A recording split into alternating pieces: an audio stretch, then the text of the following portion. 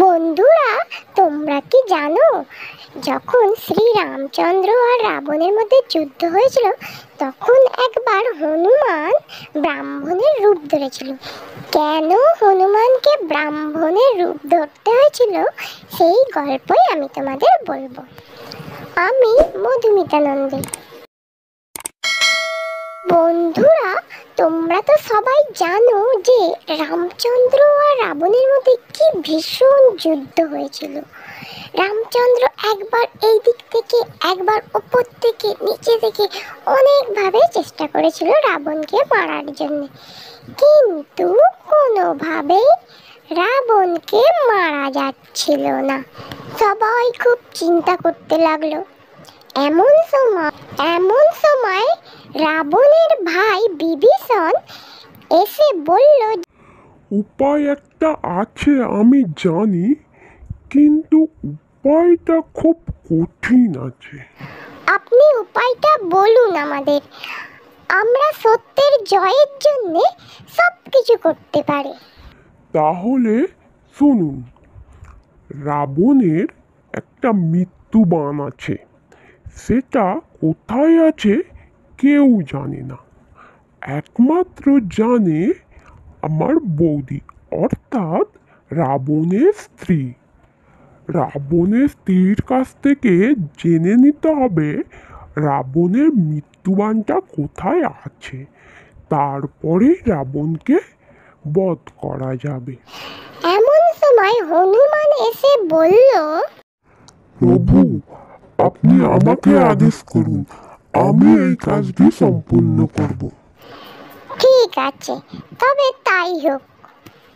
জয় শ্রীরাম। তারপরে হনুমান উড়ে গেল লঙ্কার উদ্দেশ্যে। লঙ্কার রাজমহলের সামনে গিয়ে ব্রাহ্মণের ছদ্মবেশ নিল আর লঙ্কার রানীকে ডাকতে লাগলো। লঙ্কার রানী তড়িঘড়ি করে বাইরে বেরিয়ে এলেন। তারপরে ব্রাহ্মণ ঠাকুর বললে, রানীমা, আমি সেই হিমালয় থেকে আসছি, একটু জল পাওয়া যাবে? বড় তেষ্টা পেয়েছে। হ্যাঁ, এক্ষুনি দিচ্ছি, আপনি বসুন, আমি আনছি। এই নিন, জল পান করুন। আচ্ছা ব্রাহ্মণ ঠাকুর, আপনি তো হিমালয়ে থাকেন, আপনি তো অনেক জ্ঞানী, আমাকে কি ভবিষ্যৎ বলতে পারবেন আপনি? এই আর এমন কি কাজ, বিলক্ষণ পারবো। বলুন আপনি কি জানতে চান। আপনি তো তাহলে সবই জানেন দেখছি। আমার স্বামী যুদ্ধে গেছে, আমি শুনেছি সমুদ্রের তীরে ভয়ঙ্কর যুদ্ধ হচ্ছে, অযোধ্যার রাজা রাম আর আমার স্বামী। আমাকে একটু বলুন না, এই যুদ্ধে কে জয়ী হবে? আমি দিব্যচক্ষু দিয়ে দেখতে পাচ্ছি, যার নামের প্রথম অক্ষর র দিয়ে শুরু, এই যুদ্ধে সেই জয়ী হবে।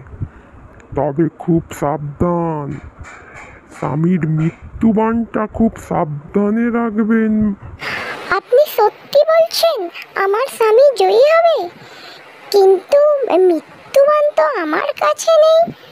যেখানেই থাকুক সাবধানে রাখবেন, চুরি হয়ে গেলে আপনার স্বামীর পরাজয় নিশ্চিত। না না, ওটা কেউ চুরি করতে পারবে না, ওটা তো আমার স্বামীর কাছেই সবসময় থাকে, স্বামীর নাভিতে। ঠিক আছে রানীমা, এখন আমি চলি, ভগবান তোমাদের মঙ্গল করুক।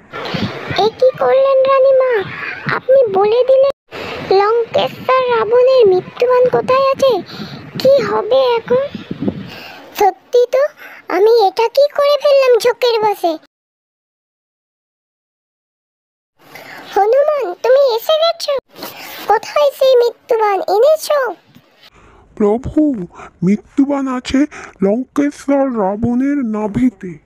পরের দিন আবার যুদ্ধ শুরু হলো, ভয়ঙ্কর যুদ্ধ হচ্ছে। তারপরে শ্রীরামচন্দ্রের একটা তীর এসে রাবণের নাভিতে লাগলো, তারপরেই বাস রাবণ বধ হয়ে গেল। তো বন্ধুরা, আমার ভিডিও যদি তোমাদের ভালো লাগে তোমরা অবশ্যই আমার চ্যানেলটাকে লাইক করো, আর হ্যাঁ, কমেন্টে জয় শ্রীরাম লিখতে ভুলবে না। Bye bye.